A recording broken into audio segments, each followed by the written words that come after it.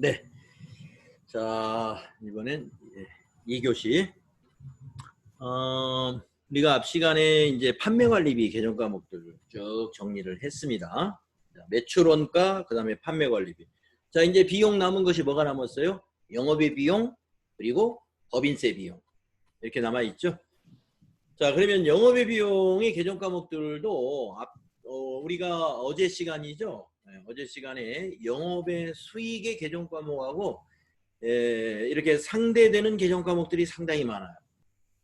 그래서 여러분이 영업의 수익에 뭐가 있었나 이걸 서로 비교해 가면서 이해하시면 쉽게 이해가 됩니다.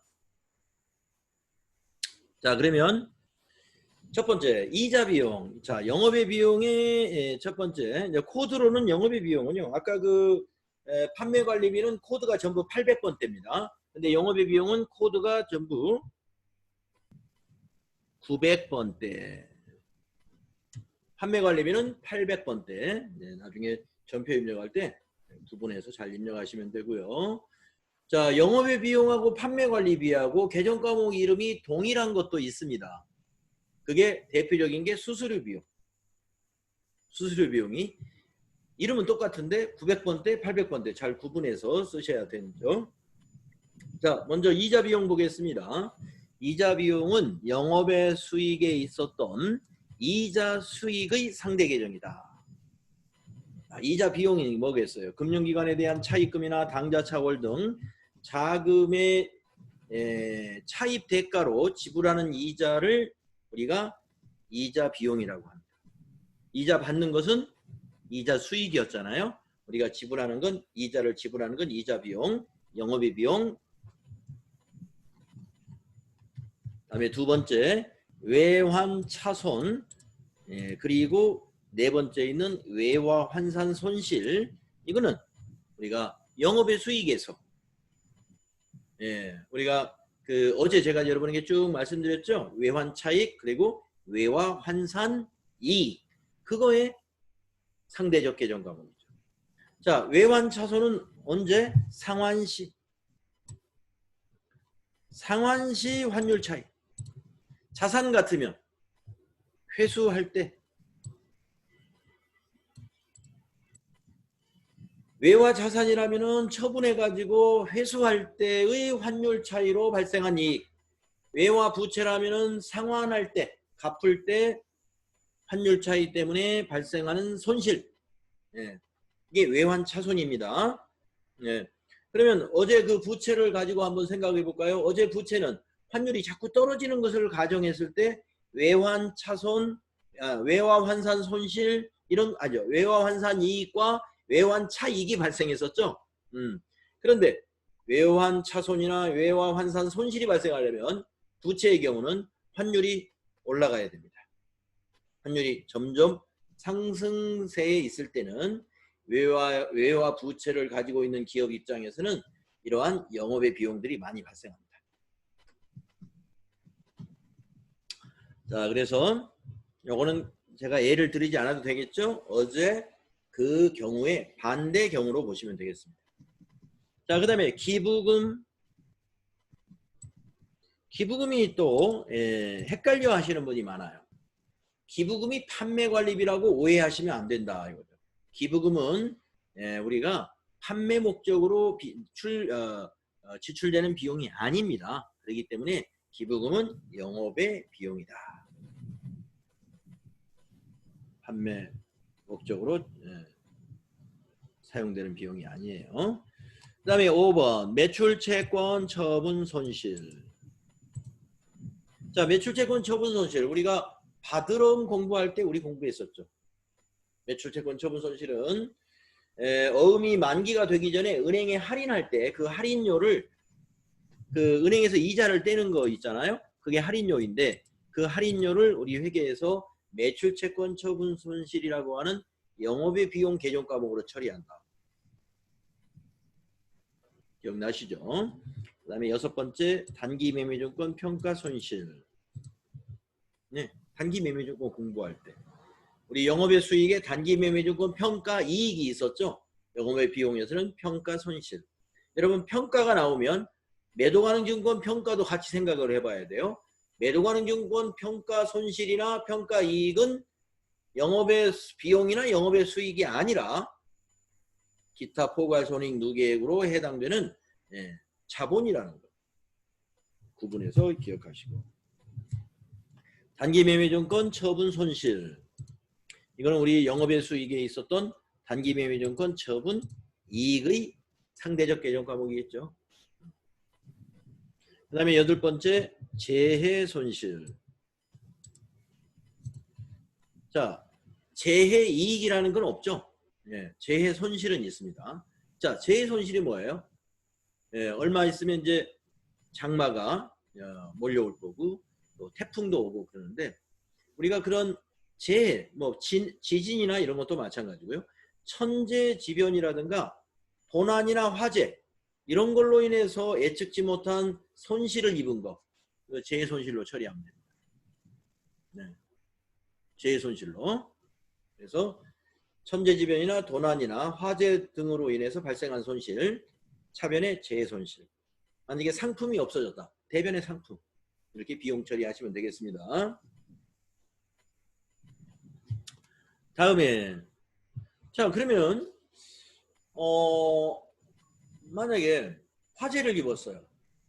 그래가지고 창고 건물이 하나 타면서 상품이 1,000만 원어치 없어지고 건물 5천만 원어치가 소실됐습니다. 그러면 어떻게 해야 돼요? 6천만 원이 없어졌죠? 차변의 재해 손실 6천만 원, 대변의 건물 5천, 상품 1,000만 원, 이렇게 회계 처리하는 거예요. 재해 손실은. 그런데 보험에 가입했어요. 보험. 그래가지고 건물 화재 보험하고 또 상품에 관한 것도 다 보상을 받아가지고 1억 원을 보상받았다고 한번 해볼까요? 1억 원. 보험료 청구해가지고 1억 원을 받았어요. 1억 원을. 그러면은 이거 뭘로 처리하면 돼요? 수익으로 처리합니다. 보험료 수익이에요. 우리가 지금 영업의 수익에 보험료 수익이 없었어요. 영업의 수익에 지금 생각이 나서 재해 손실이 생각이 나니까 여러분 보험료 수익이라고 하는 영업의 수익 개정 과목이 있습니다. 그래서 손실 입은 건 비용 처리하고 나중에 보험금을 청구해 가지고 보험료를 받았어요. 뭐 보통예금으로 1억이 들어왔다고 볼까요? 그러면 차변에 보통예금 1억 원, 대변에 보험료 수익 1억 원. 보험료 수익도 영업의 수익이다. 지금 말씀드리는 중에 질문이 하나 있는데 한번 질문을 제가 한번 읽어보겠습니다. 회사에서 기본급을 적게 잡고 나머지는 교통비 또는 통신비 또는 식대 등등으로 나누어서 처리하는 이런 경우에는 왜 그렇게 하는 걸까요?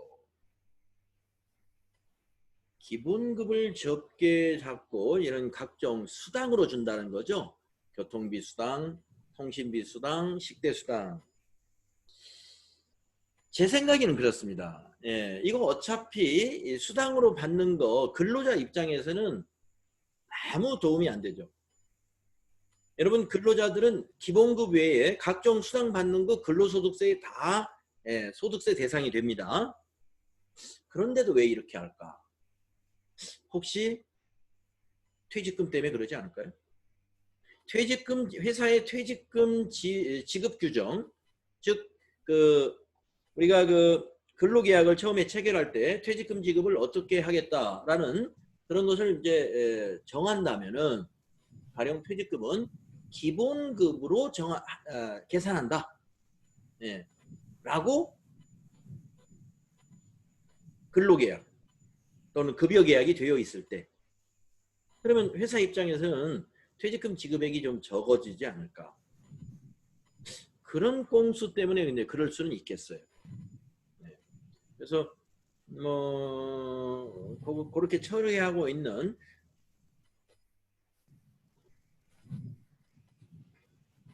아, 4대 보험료하고도 관계는 있는데요. 우리가 이제 4대 보험료를 정할 때 기본급만 가지고 꼭 정하는 것은 아닙니다. 우리가 근로소득세를 신고하면은요, 근로소득세 신고된 거를 가지고 보험회사에서 검증을 하거든요. 보험회사에서. 네, 그래서 물론 4대 보험하고도 뭐 연관성은 어느 정도 있는데, 네, 그것도 연관성은 있겠으나, 과세가 되는 수당들은 우리가 이번에 좀 뭐가 왔던데, 이거.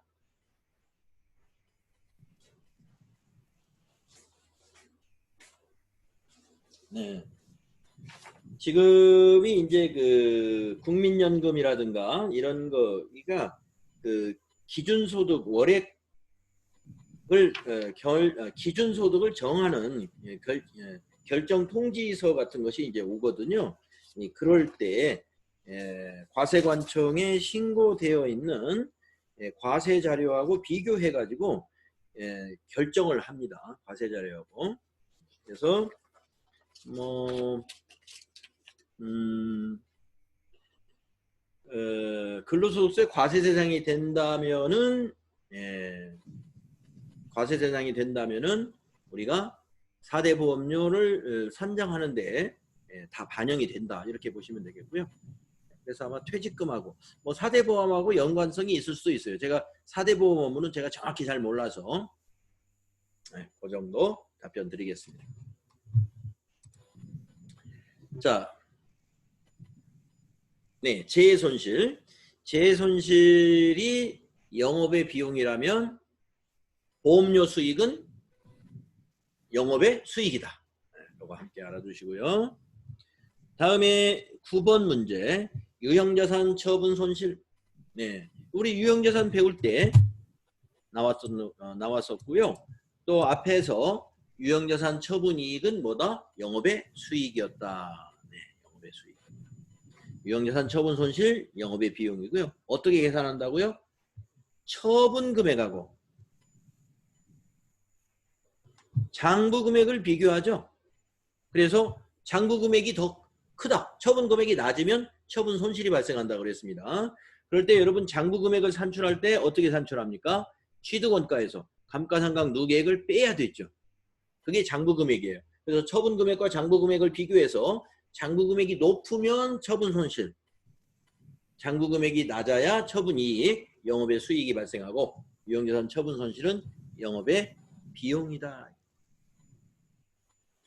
다음에 10번 투자자산 처분 손실. 투자자산 처분 손실.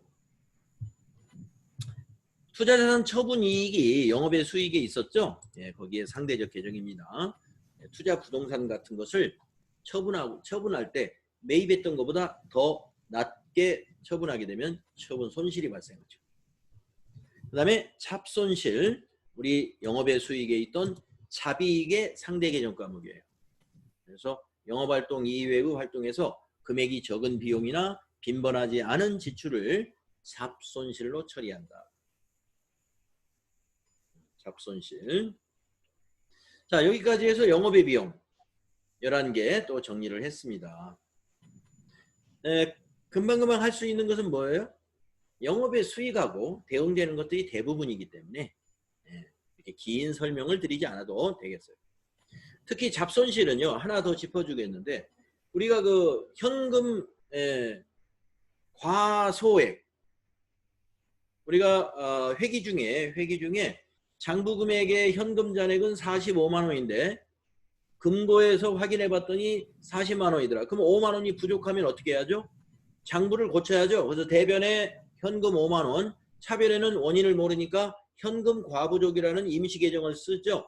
그 현금 과부족 차변 5만 원이 결산 때까지 밝혀지지 않으면 잡손실 처리하죠. 그래서 차변에 잡손실 쓰고 현금 과부족을 대변에 5만 원 기록해가지고 현금 과부족을 잔액이 없도록 제로로 만드는 겁니다. 그래서 현금 과부족 같은 임시 계정은 결산할 때는 잔액이 있으면 안 돼요. 그래서 현금이 부족했던 것은 나중에 잡손실로 처리하게 된다. 그것도 함께 알아두십시오. 자, 이렇게 해서 이제 비용 세 번째 거, 영업의 비용을 다 정리해 봤습니다. 마지막으로 비용의 마지막 그룹이 뭡니까? 법인세 비용. 이것도 개정 과목이 딱 하나예요. 그런데 법인세 비용 개정 과목은 하나지만 이 법인세 비용을 이것도 법인세 비용도 결산할 때만 이 개정 과목을 사용합니다. 그런데 이것과 관련된 개정 과목이 하나 있어요. 자산에서 선납세금이라는 것이 있는데 당좌자산에 해당되는 개정 과목인데 아마 당좌자산에서 선납세금이라는 개정 과목을 정리해 놓은 것은 없었을 거예요. 근데 어느 단원에서인가요? 자연스럽게 선납세금 얘기가 나왔을 것 같은.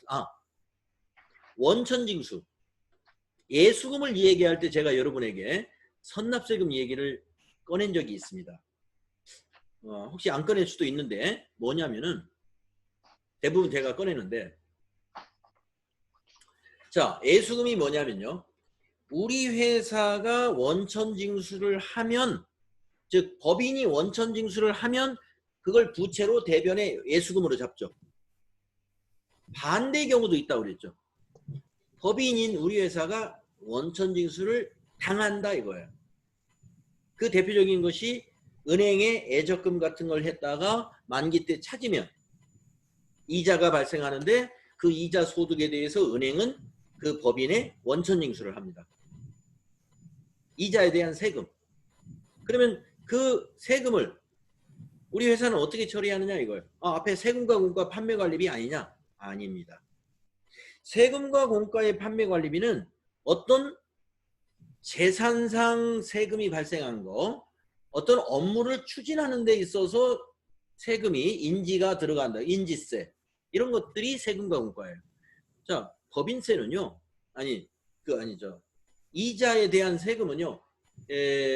법인이 벌어들인 소득에 대한 세금입니다. 이자도 일종의 소득이에요.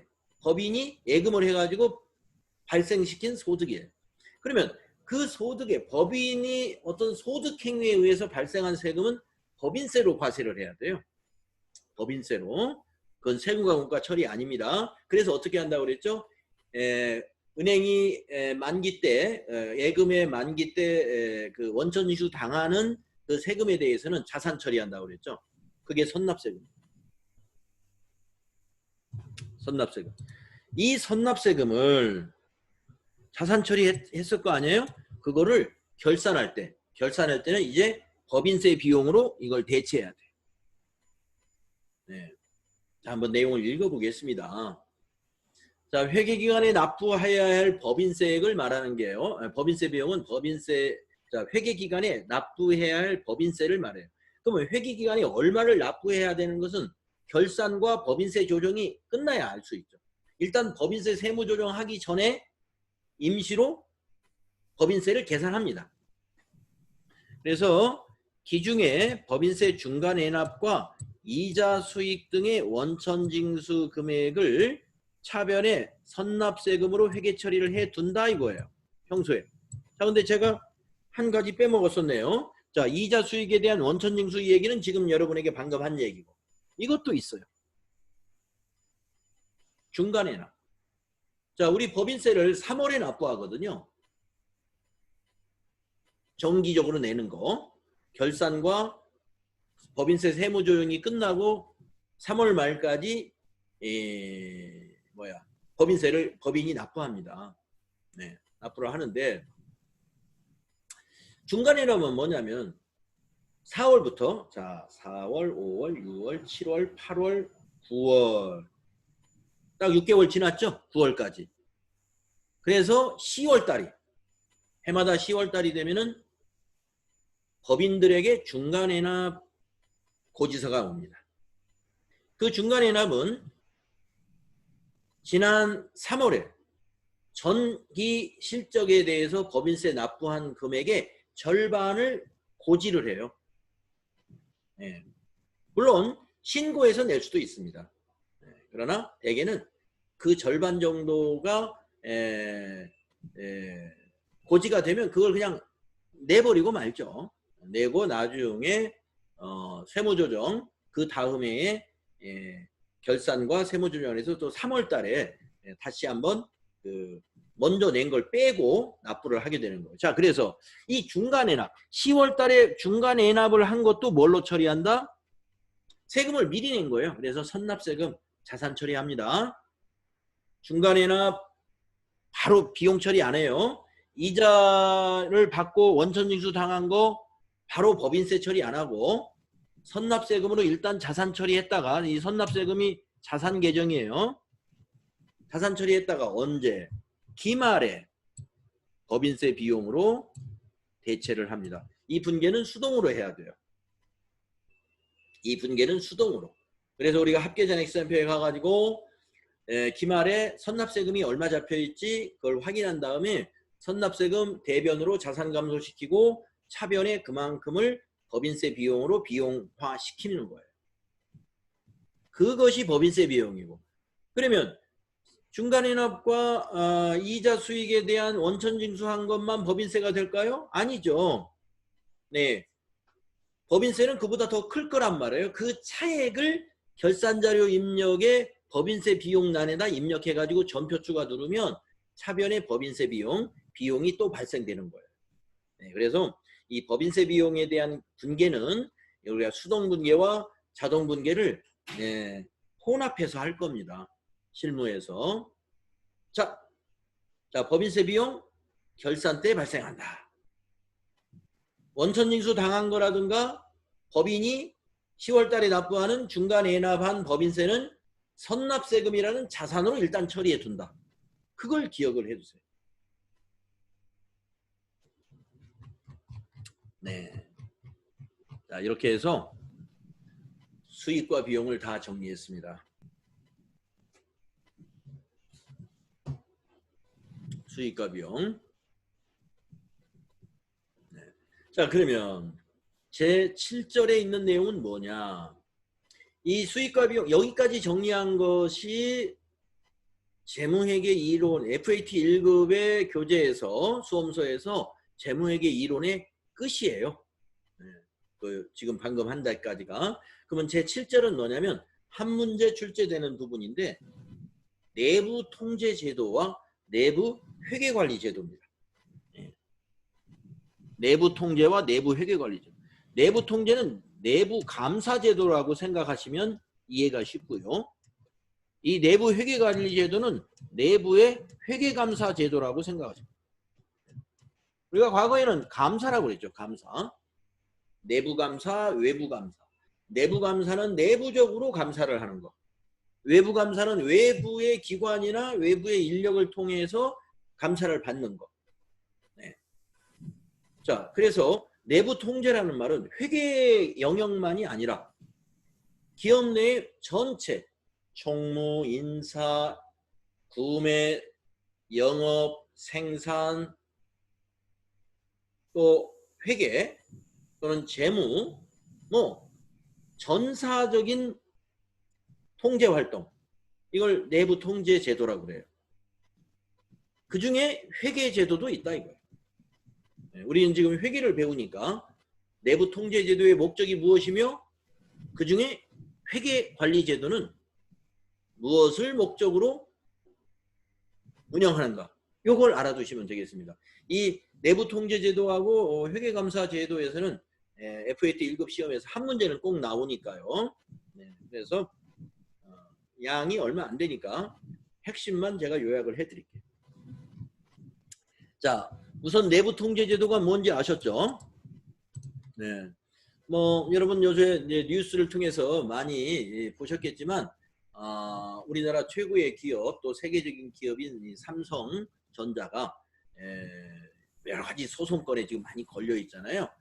거기에 지금 대주주 아무개 씨를 통해서 지금 재판 같은 걸 많이 하고 있는데, 얼마 전에 그런 걸 발표했죠. 앞으로 법을 잘 준수하면서 경영을 할 것이다 하면서 어떤 기구를 만들었다. 그게 바로 여기 내부 통제 제도를 강화했다는 얘기입니다. 네. 이 내부 통제 제도가 뭐 우리나라 최고의 기업인데 허술할 리는 없죠. 네. 그렇죠? 내부 통제 제도가 허술해서 그런 실수를 한 건 아니겠으나 아무튼 좀 더 관련 법규나 정책을 잘 준수하는 그런 모범 기업이 되겠다. 그런 뭐 약속을 했다는 뉴스 아마 보셨을 거예요. 네. 자, 바로 그겁니다. 이 내부 통제 제도가 그런 내용이에요. 자, 한번 볼까요? 내부 통제는 다음의 세 가지 목적을 달성하기 위하여 회사의 이사회 경영진 및 구성원에 의해서 지속적으로 실행되는 일련의 과정을 말한다. 그래서 목적 세 가지, 이건 꼭 알아둬야 되겠죠. 예. 그러니까 목적이 세 가지이기 때문에 보통 이런 문제가 어떻게 나오냐면, 아래 보기 중 내부 통제 제도의 목적이 아닌 것은, 이런 문제 전통적으로 많이 나옵니다. 목적이 세 가지다. 그러면 우리 사지선다 문제에서 이 세 가지 1, 2, 3에 넣고 하나를 아닌 것을 하나 넣으면 문제 만들기 참 좋잖아요.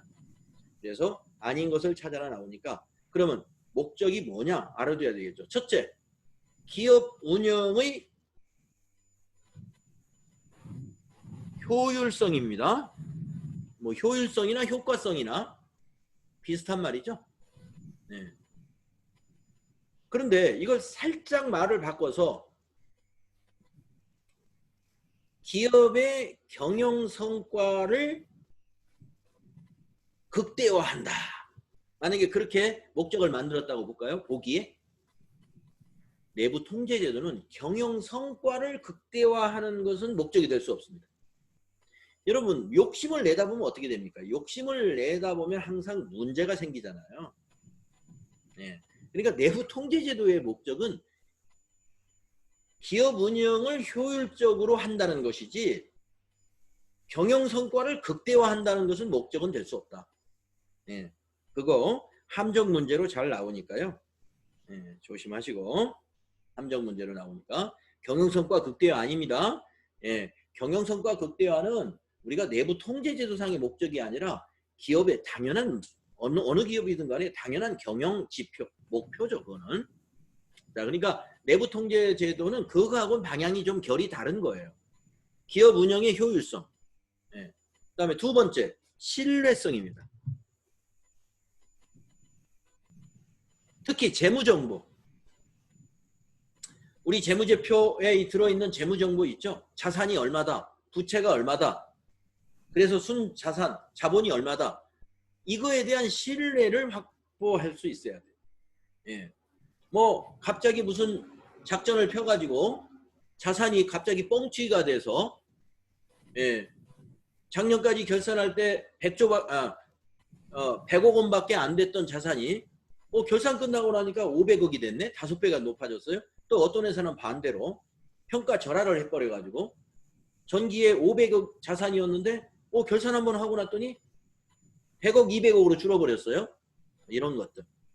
이렇게 되면 어떻게 됩니까? 사회적으로 또는 투자자들로부터 또 정부로부터 그 기업에 대한 재무정보의 신뢰성이 뚝 떨어지죠. 네, 그래서 재무정보의 신뢰성 확보, 요거 아주 중요합니다. 이게 회계하고 관련이 있는 거예요. 이게 회계하고 관련이 있는 거예요. 그 다음에 세 번째, 네, 법규 준수입니다. 네, 우리 법치 국가에서는 어떻게 합니까? 개인이든 법인이든 심지어 국가라도 법을 잘 지켜야죠. 예. 그래서 관련 법규와 정책을 잘 준수하는 것. 이 세 가지가 내부 통제의 목적입니다. 우리가 모든 기업이 이 세 가지를 잘 해낼 수 있다면 안전한 기업이 된다는 거예요. 안전한 법인이 된다 이거죠. 예. 그래서 안전한 법인이 됨으로써 뭐예요? 기업 운영이 효율적이고 효과적으로 운영할 수 있다. 쓸데없는 여러 가지 재판에 휘말려 가지고 에너지 낭비, 이런 자원의 낭비할 필요 없이 열심히 생산성 증대하고 원가 절감하고 기술 개발하고 이렇게 해서 기업이 발전하는 그런 비전을 보여야 된다는 겁니다. 자, 요 세 가지 뭐 어려운 거 아니죠? 효율성, 효과성, 그 다음에 재무정보의 신뢰성, 관련 법규의 준수, 거기 정책까지 넣어서 요거 아주 중요하고요. 그 다음에 그 밑에 보면은 내부 통제제도의 구성 요소가 5가지가 있어요. 내부 통제제도의 구성 요소. 구성 요소는 뭐냐? 여러분 우리 손익계산서의 구성 요소 하면은 수익과 비용, 재무상태표의 구성 요소, 자산부채 자본 이렇게 말하듯이. 그럼 내부 통제라는 게 뭐냐? 내부 통제는 무슨 활동이냐 이거예요. 무슨 활동이냐. 그 내부 통제의 활동 요소라고 보시면 됩니다. 자, 그래서 어렵지 않아요. 이것도. 자, 먼저 환경이 잘 조성되어 있어야 돼요. 그 환경이라는 건 여러분 굉장히 중요하잖아요. 그런 분위기가. 그래서 이런 거죠. 경영자의 철학 같은 거. 예, 경영자가 밝혀야 됩니다. 앞장서서. 네. 우리 회사는 이런 철학이다. 철학으로 나는 경영하겠다. 그래서 윤리 경영이라든가 이러한 리더십을 보여야 되고요. 예, 그러한 조직이라든가 또는 상벌 체계라든가 이런 인력의 운용이 그러한 경영자의 윤리 철학 이런 거하고 잘 매칭이 돼 있어야 돼요. 이게 통제 환경입니다. 두 번째, 위험한 것에 대한 평가가 지속적으로 일어나야 돼요. 그러니까 우리가 어떤 큰 사고가 터지기 전에 조짐이라는 게 있는 거죠. 그런 작은 어떤 조짐이 사전에 이렇게 이런 수직적인 조직에서는 하위 단계에서 중간관리자층에서 그런 것들이 이렇게 캐치가 돼가지고 관리가 되고 위에 보고가 되어서 사전에 예방할 수 있어야 돼요. 그래서 항상 위험을 식별하고 평가 분석할 수 있는 활동이 계속 일어나야 됩니다. 그리고 통제 활동. 네. 통제 활동. 우리가 업무 분장을 통해 가지고 여러 가지 감독 체계나 자산보호 체계 이런 것들을 지속적으로 하는 거죠. 우리 일상적인 업무가 다 통제 활동이라고 보시면 돼요. 다음에 네 번째, 정보와 의사소통, 커뮤니케이션을 말하는 거죠. 네. 그래서 내부 통제 제도를 하는데 우리가 조직에서 이런 수직적인 조직이다. 그러면 이 보고 체계가 단절이 되면 안 되겠고, 또 수평적으로도 영업부와 생산부 간에 이런 수평적 정보, 의사소통 이런 것이 원활히 되어야 된다. 수직 수평적인 커뮤니케이션이 중요하다. 그 다음에 마지막으로 다섯 번째, 모니터링. 모니터링, 위험평가하고 비슷한데요. 모니터링이라는 게 뭐냐면 계속 이렇게 보고 있는 겁니다. 잘 되고 있나 체크, 상황 파악을 계속 하고 있는 거. 이게 모니터링이에요. 자, 그래서 모니터링이 뭐냐, 통제 활동이 무엇이냐 이런 식의 문제는 거의 출제가 된 적이 없고, 이것도 역시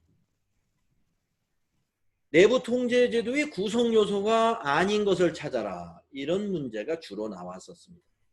그래서 내부 통제 제도의 구성 요소 5개 기억해 주세요. 통제 환경, 위험 평가, 통제 활동, 정보 및 의사소통, 모니터링. 자꾸 보시면 외워지실 거고요. 그 다음에 다음 페이지 보시면 내부 통제 제도의 한계가 있습니다. 효과는 설명할 필요가 없어요. 효과는 아까 그 목적 자체가 다 효과예요. 여기서부터가 한계입니다.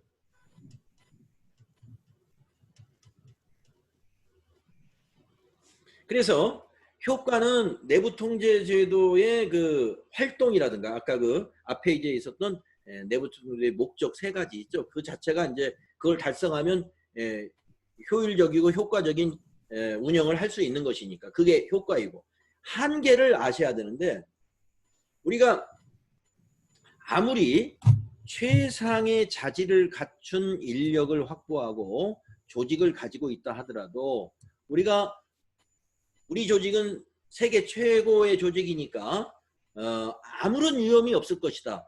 이러한 것은 뭐라 그러죠? 겸손하지 못한 거죠.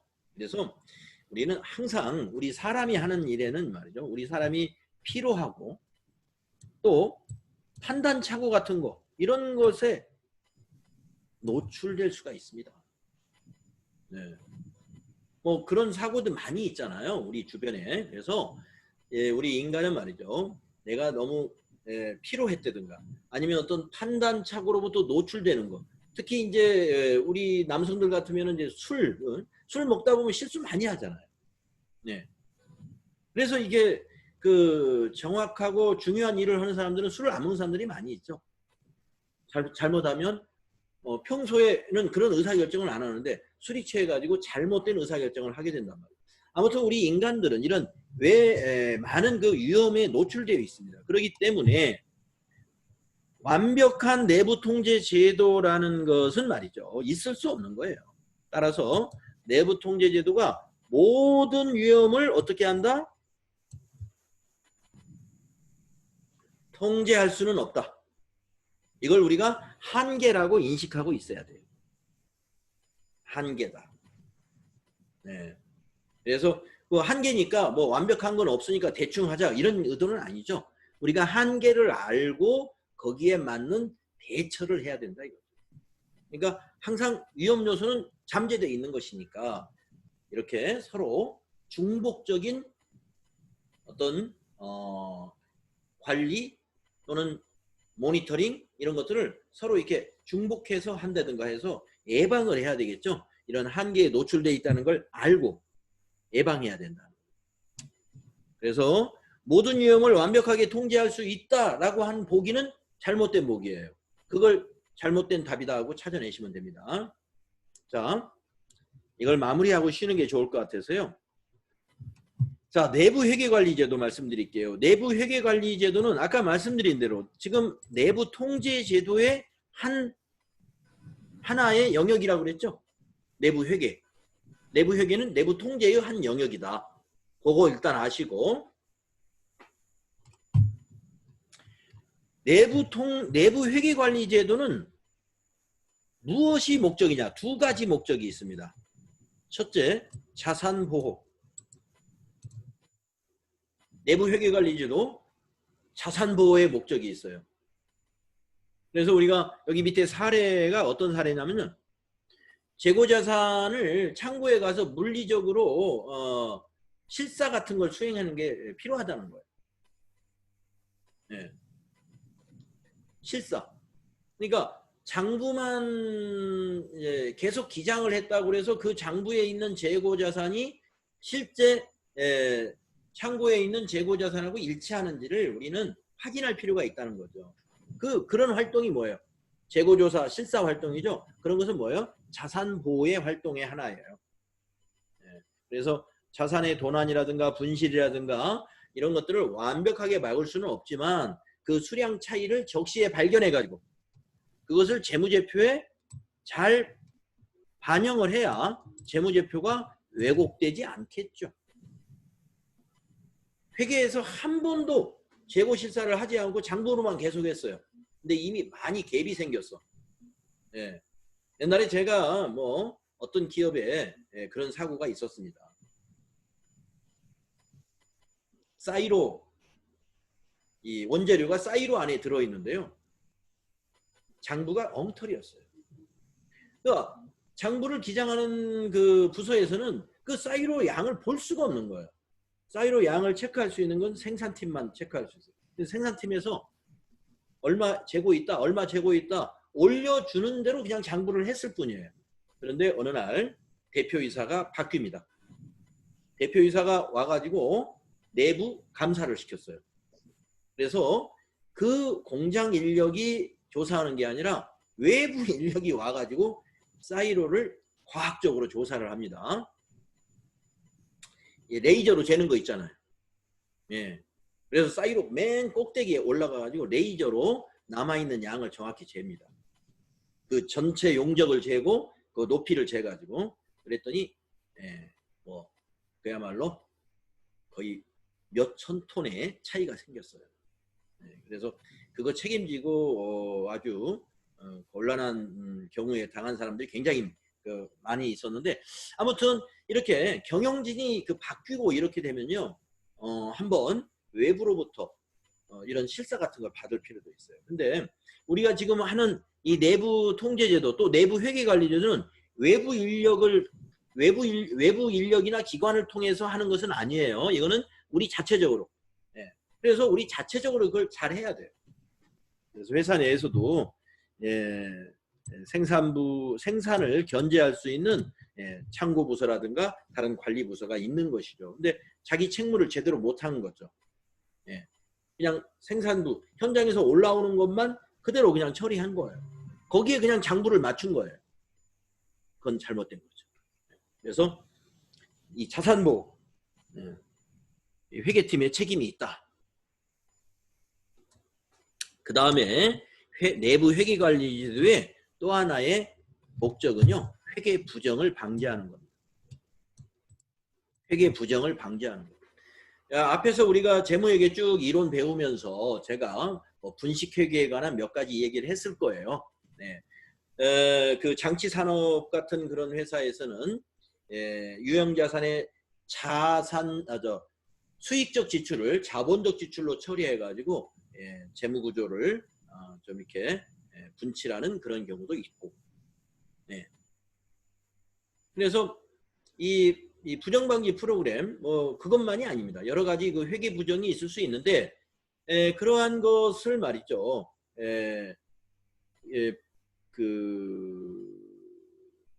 통제할 수 있어야 돼요. 그래서 특히 누구냐면 이 회계 부정에는 경영진의 권한 남용 문제가 가장 심각한 겁니다. 우리가 그 회계 실무자들이나 여기에서 회계 부정을 할 리는 없죠. 횡령 이런 거 좀 있을 수 있겠죠. 횡령 같은 거. 회계 쪽에서는 횡령도 없고 되게 돈을 만지는 재무팀이나 이런 데서는 이제 가끔 횡령 같은 것도 있을 수 있으나 그거는 관리가 너무 허술하니까 실무진에서 횡령이 일어나는 거고, 관리가 빤히 잘 돼 있음에도 불구하고 회계 부정이 일어나는 것은 역시 경영진의 권한 남용이다 이거죠. 그래서 부정방지 프로그램에서 가장 우리가 중점을 둬야 될 부분은 경영진의 권한 남용이에요. 그래서 이것이 만약에 적절하게 갖추어져 있지 않다면은요, 이것은 적절한 부정방지 프로그램이 존재하지 않다면 아주 중요한 내부 회계관리 제도에서는 중요한 취약점으로 봐야 돼요. 그래서 밑에 이 부정을 방지하기 위해서는 어떠한 프로그램이 있어야 되느냐, 여기 윤리 강령이 좀 잘 마련되어 있어야 되고, 내부 고발 제도가 보호되어야 되고, 내부 고발 제도가 있어야 되고, 내부 고발자가 보호되는 프로그램이 있어야 되고, 이게 중요하죠. 두 가지가. 그래서 자, 정리하면요, 내부 통제제도의 목적 3가지, 이거 중요하고요. 내부 통제제도의 구성요소 5가지, 그리고 내부 통제제도의 한계가 있다는 거, 그거 잘 기억하시고, 그 다음에 내부 회계관리제도의 목적이 2가지가 있죠. 자산보호, 그 다음에 지금 마지막에 나온 부정방지. 근데 부정방지의 핵심은 뭐다? 경영진의 권한남용이다. 이런 골자를 여러분이 기억해 주시면 됩니다. 여기서 한 문제 나오는 거예요. 자, 이렇게 해서 우리가 86페이지까지 이론을 마쳤고요. 다음 시간에는 우리가 지금 수익과 비용, 그 다음에 내부 통제제도에 관련해서 정리를 했으니까 문제풀이를 하도록 하겠습니다. 조금 지체졌는데 지금 11시 11분, 여러분 25분에 하겠습니다. 25분에 수업하시도록 하겠습니다. 쉬었다 들어오세요.